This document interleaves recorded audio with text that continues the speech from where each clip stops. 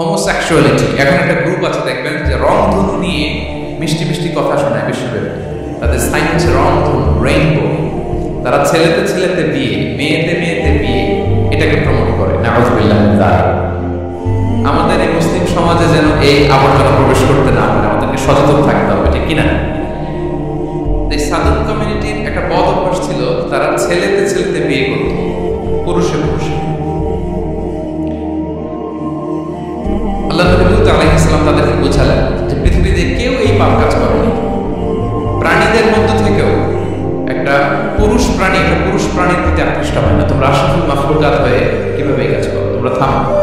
তিনি নানাভাবে হৃদয় নিংড়ানো ভাষা দিয়ে দাওয়াত দিলেন, কিন্তু তারা মানল না।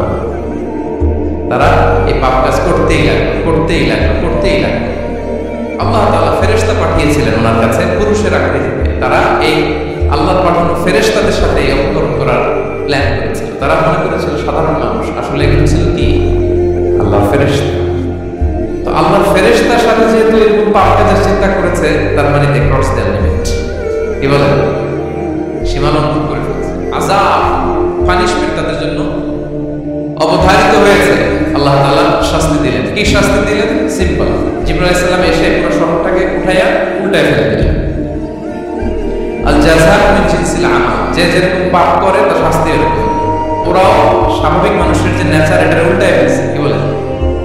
পুরুষ আকৃষ্ট হবে, সেক্সুয়াল অ্যাট্রাকশন ফিল করবে নারীর প্রতি, নারী পুরুষের প্রতি।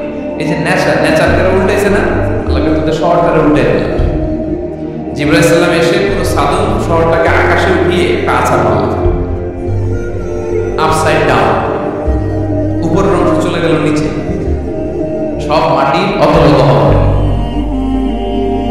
ফাজাআলনা আলিয়াহা সাফিলান ওয়া আমতারনা আলাইহিম মিন সিজারাতিন মিন সিজিলিন মানদুর। আল্লাহ বলেন উপরের অংশ নিচে নিয়ে নিলাম, পুরো শহরটাকে উল্টে দিলাম, আর পাথর বৃষ্টি বর্ষণ করলাম, সব শেষ। ওই জায়গাটা আজও আছে। ওইটা জর্ডান এবং ইসরায়েলের সীমান্তে। এটাকে এখন বলে মৃত সাগর।